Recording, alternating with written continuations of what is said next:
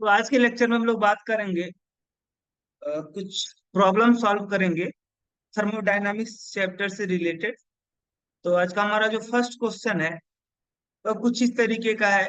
Question बोल रहा है a 50 gram mass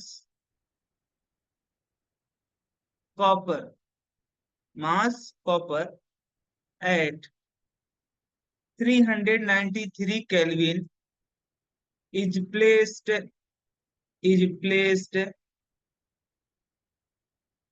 in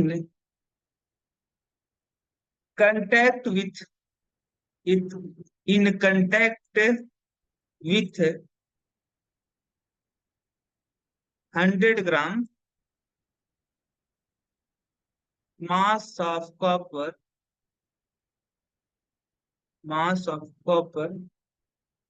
at a temperature at a temperature at a temperature of 303 Kelvin in thermally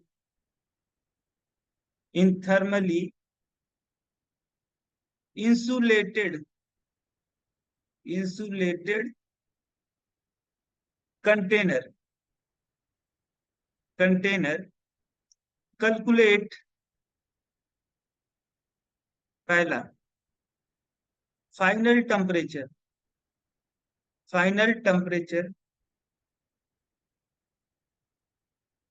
और दूसरा entropy change for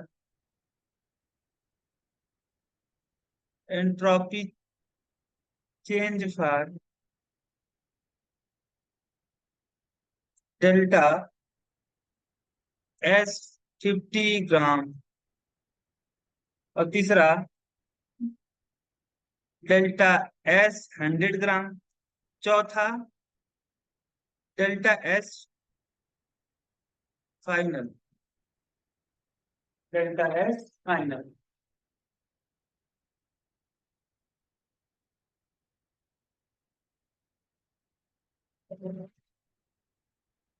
तो ये हमारा क्वेश्चन है। इस क्वेश्चन में बेसिकली क्या है कि एक आपका कंटेनर है और कंटेनर किस टाइप का है, कंटेनर थर्मली इंसुलेटेड है। थर्मली इंसुलेटेड का मतलब ये हीट को कंडक्ट, ये जो कंटेनर होगा वह हीट को कंडक्ट नहीं करेगा। अच्छा, यहाँ पे क्या कह रहा है कि 50 ग्राम कॉपर, मान लो ये आपका कॉपर है जिसका मास कितना है 50 ग्राम है, 50 ग्राम है। और इसको हम लोग क्या करते हैं 100 ग्राम एक अदर कॉपर है जिसका मास 100 ग्राम है, 100 ग्राम। ठीक है, ये 100 ग्राम जो आपका कॉपर है इसको हम लोग 50 ग्राम कॉपर के टुकड़े के साथ में कांटेक्ट में रखे हुए हैं। एक 50 ग्राम आपका कॉपर है और एक 100 ग्राम कॉपर है। इन दोनों को हम लोग क्या कर रहे हैं, एक दूसरे के कांटेक्ट में रखे हैं। तो अच्छा, 50 ग्राम वाले जो आपका कॉपर है इसका जो टेम्परेचर है वो है 393 केल्विन और इसका 100 ग्राम वाले का 303 केल्विन है। ठीक है। अच्छा, वो क्या रहा है बेसिकली, चूंकि इसका टेम्परेचर क्या है, हाई है। टेम्परेचर हाई होने की वजह से जब यह इस कॉपर के कांटेक्ट में रहेगा, क्योंकि इसका टेम्परेचर क्या है, लो है और इसका टेम्परेचर क्या हाई है, तो इस वाले 50 ग्राम कॉपर से जो हीट होगा वह फ्लो होगा किसमें, ये आपका 100 ग्राम कॉपर में। तो 50 ग्राम कॉपर से हीट फ्लो होगा 100 ग्राम कॉपर में। तो इसका मतलब हुआ कि ये क्या करेगा, ये हीट लॉस करेगा और ये हीट क्या करेगा, गेन करेगा। और दोनों इस बॉडी में हीट तब तक फ्लो होगा जब तक ये दोनों का टेम्परेचर क्या ना हो जाए, सेम ना हो जाए। जीरो लॉ ऑफ थर्मोडायनामिक्स के हिसाब से हीट तब तक फ्लो होगा जब तक इन दोनों का टेम्परेचर आपका सेम ना हो जाए।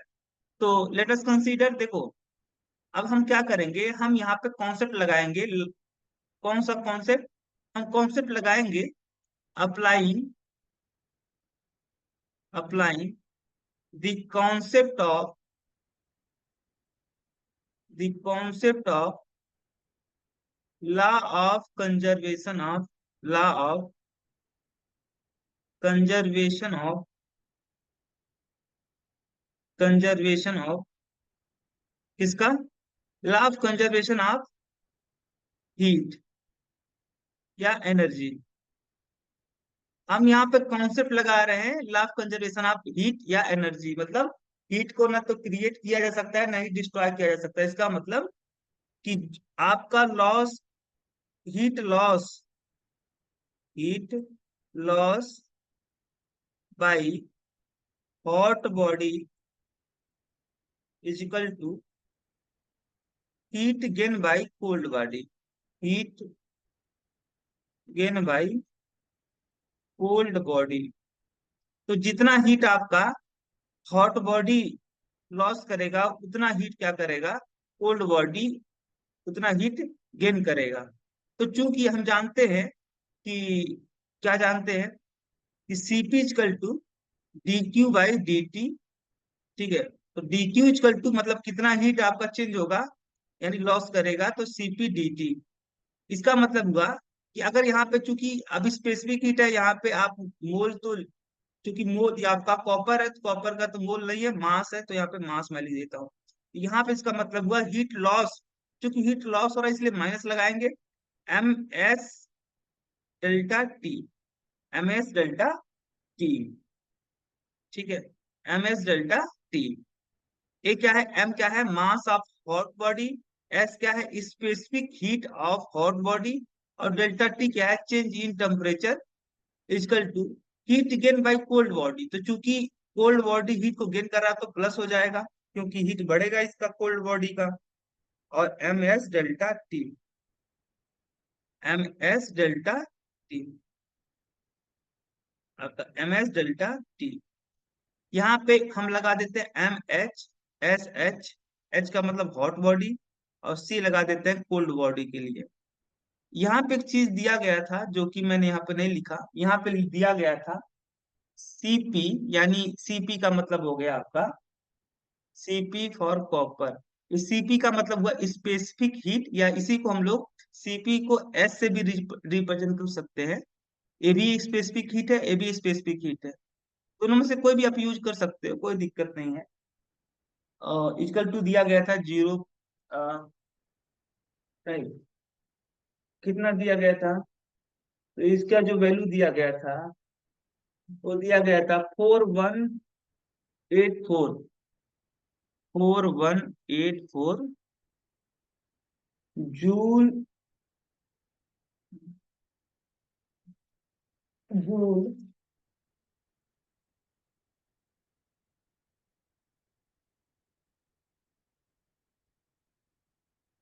पर KG, joule per kelvin per ग्राम, जूल पर केल्विन पर ग्राम, जूल पर केल्विन पर ग्राम आपका ये दिया गया है। तो यहाँ पे हम लोग एस के जगह पे सीपी भी लिख सकते हैं, क्योंकि ये आपका स्पेसिफिक हीट है और ये भी आपका स्पेसिफिक हीट है।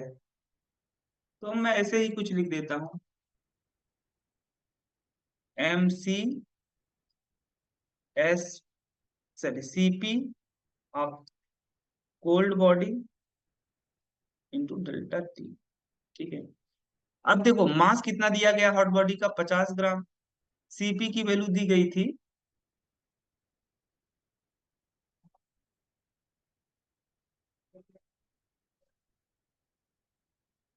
अच्छा इन देखो, ये यहाँ पे हॉट बॉडी क्या है आपका, कॉपर है, और कोल्ड बॉडी क्या है आपका, कॉपर है, दोनों सेम सबस्टांस है, तो दोनों का जो स्पेसिफिक हीट होगा दोनों का सेम होगा, तो हम यहाँ से कैंसिल आउट भी कर सकते हैं। डेल्टा टी, डेल्टा टी का मतलब final temperature minus initial temperature of hot body equal to mass of cold body 100 gram, और डेल्टा टी मतलब फाइनल टेम्परेचर कितना था जो भी है, माइनस टी क्या, initial temperature of cold body, ठीक है। आप यहाँ से देखोगे -50, फाइनल टेम्परेचर मुझे नहीं पता, मुझे यही कैलकुलेट करना है, initial temperature of hot body का टेम्परेचर कितना है का 393 इजकल टू 100 हो गया।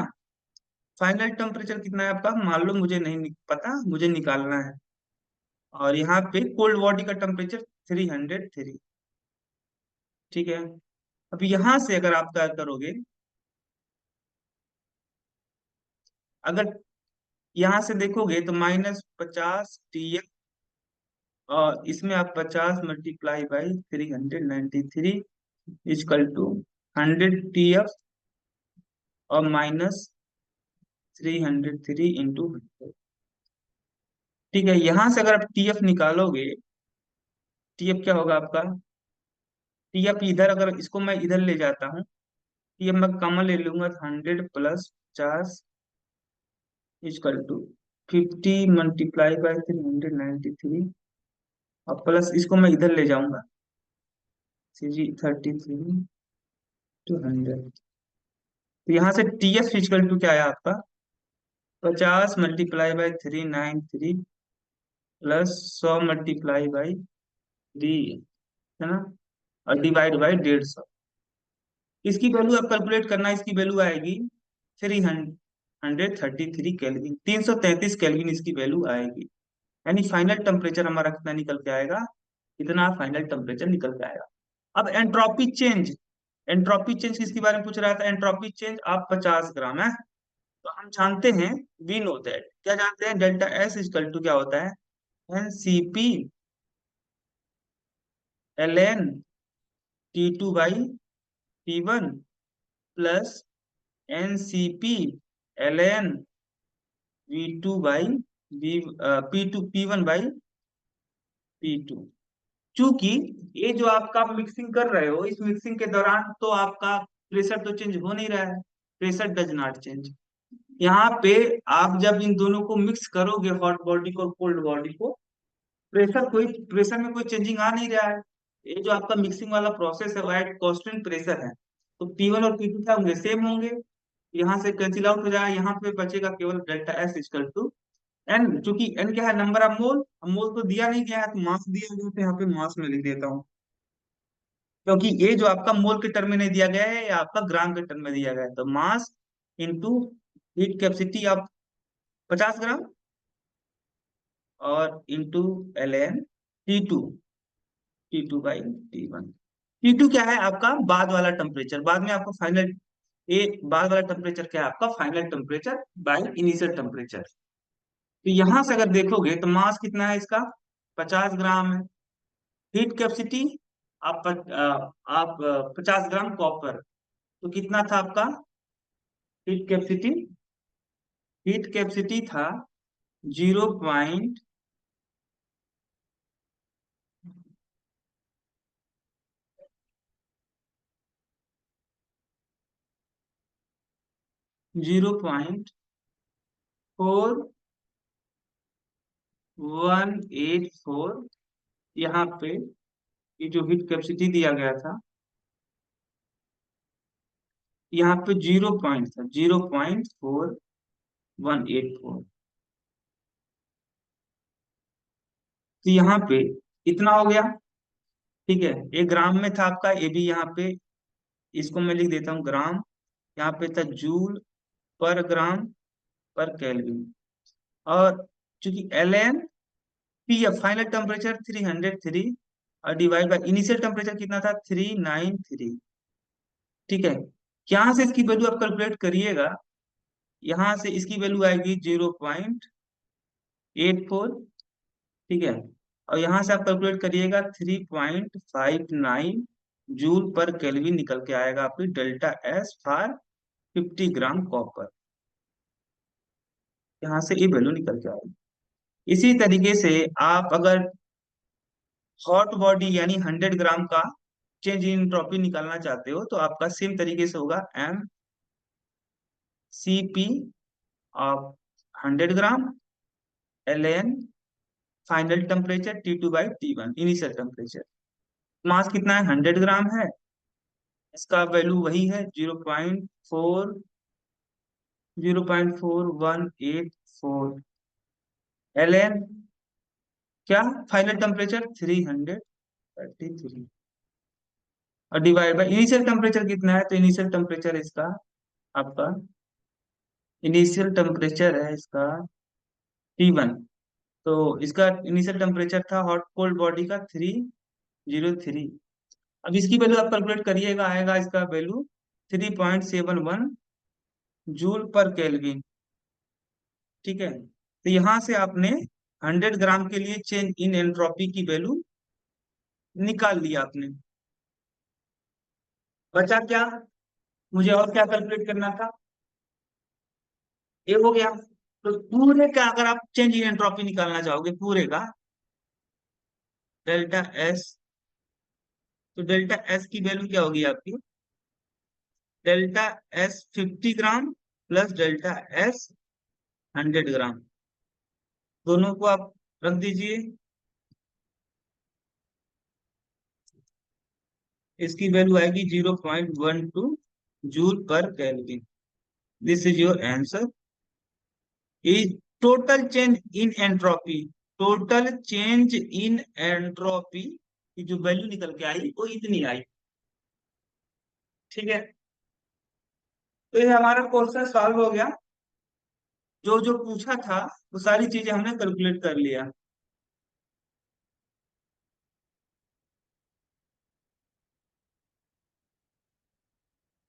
सारी चीजें हमने कैलकुलेट कर लिया है।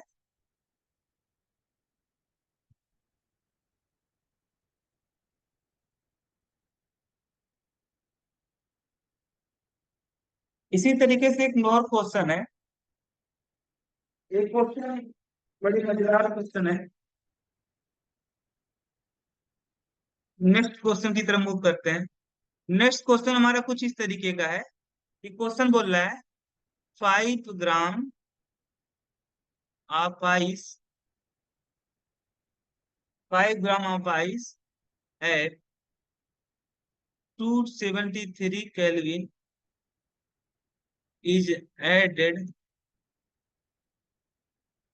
is added to 50 gram of water at 323 Kelvin in a thermally insulated container, in a thermally insulated container, insulated container. Final temperature and final temperature and total entropy, and total entropy change will be, change will be, अच्छा क्या क्या दिया गया है, दिया गया है given क्या, heat capacity of water equal to 4.184 joule per kelvin per gram, और डेल्टा एच एफ यानी लेटेंट हीट ऑफ फ्यूजन दिया गया है 334.72 जूल पर ग्राम, जूल पर ग्राम। ठीक है, इतना दिया गया है। और साथ ही साथ latent heat, heat capacity of ice दिया गया है 2.1 जूल पर ग्राम पर केल्विन। ठीक है, ये सारी चीजें दी गई है। यहाँ पे क्या बोल रहा है, 5 ग्राम आइस, एक 5 ग्राम का आइस है, 5 ग्राम क्या है, आइस है। इसको हम लोग एक 50 ग्राम वाटर, 50 ग्राम वाटर, इसमें मान लो कंटेनर है, इसमें 50 ग्राम वाटर रखा हुआ है, जिसका टेम्परेचर कितना है जिसका टेम्परेचर आपका 323 केल्विन, ठीक है। और आइस का टेम्परेचर कितना है? आइस का टेम्परेचर 273 केल्विन है, ठीक है। यहाँ पे इस 50 ग्राम आइस को, 5 ग्राम आइस को, जो कि जिसका टेम्परेचर 273 केल्विन है, इसको हम लोग ऐड कर रहे हैं 50 ग्राम वाटर में, जिसका टेम्परेचर इतना है। यानी वाटर का टेम्परेचर ज्यादा है और आइस का टेम्परेचर कम है। तो ये क्या होगा, ये पहले जो बर्फ होगा, ये जो आपका आइस होगा, यह इस वाटर से हीट एब्जॉर्ब करेगा, गेन करेगा, और गेन करके क्या होगा, पहले पिघलेगा, और जब पिघल के वाटर में चेंज हो जाएगा, फिर इसका टेम्परेचर क्या होगा, बढ़ेगा। क्या, ठीक है, टेम्परेचर बढ़ेगा। अब बाकी सारी चीजें दी गई हैं, तो अगर मैं बात करूं, फिर वही मैं कॉन्सेप्ट लगाऊं, law of conservation of heat. तो हीट लॉस बाई वाटर, क्योंकि हीट का जो वाटर है, इसका टेम्परेचर ज्यादा है, तो जिसका टेम्परेचर ज्यादा होगा वो हीट को लॉस करेगा, और जिसका टेम्परेचर कम होगा वह हीट को गेन करेगा। तो heat loss by water equal to heat gain by क्या, हीट गेन बाई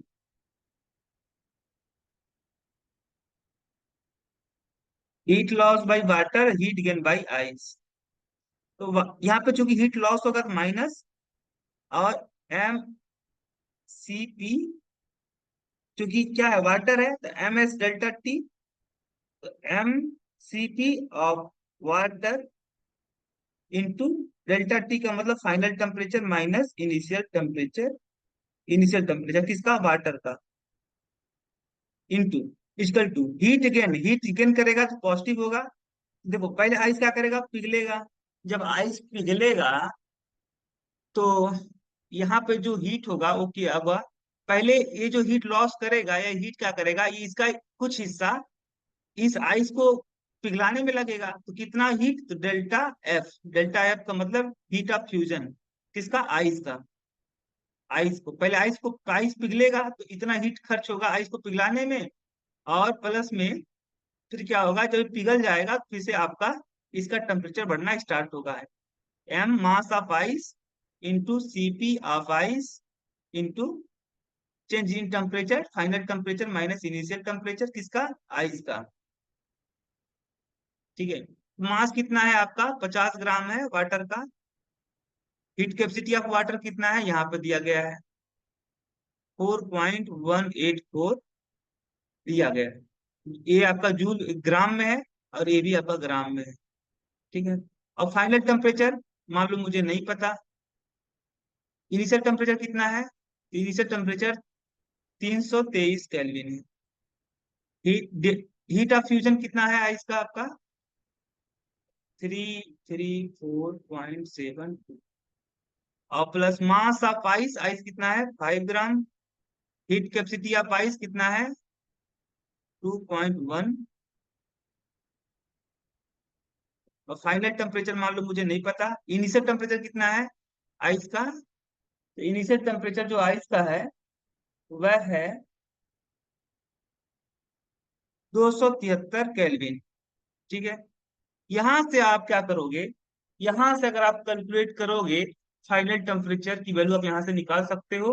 और यहां से अगर आप निकालने का प्रयास करोगे तो आपका जो फाइनल, आप यहां से कैलकुलेट करिएगा, ठीक है।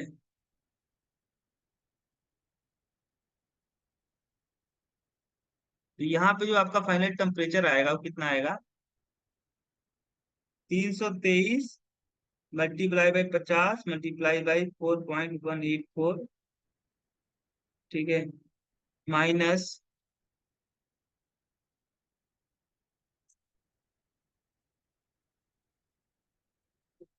334.72, और यहाँ से आप मल्टीप्लाई करो प्लस हो जाएगा 5 इंटू 2.1 इंटू 273, और डिवाइड बाई, कितना हो गया आपका,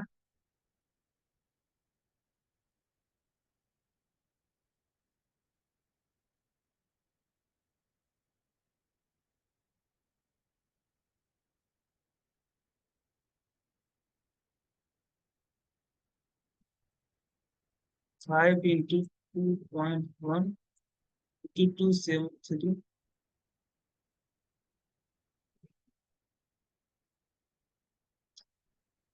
ना, यहाँ पे होगा TF।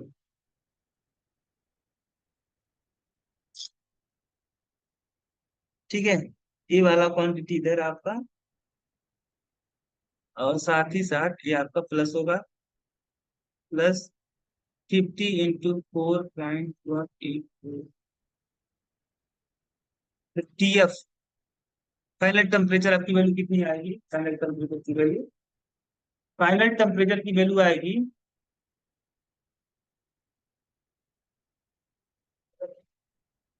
इतना आएगा आपका।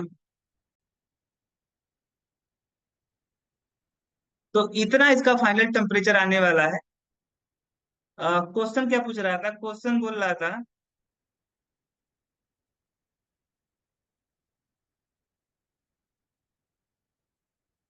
क्वेश्चन पूछ रहा था,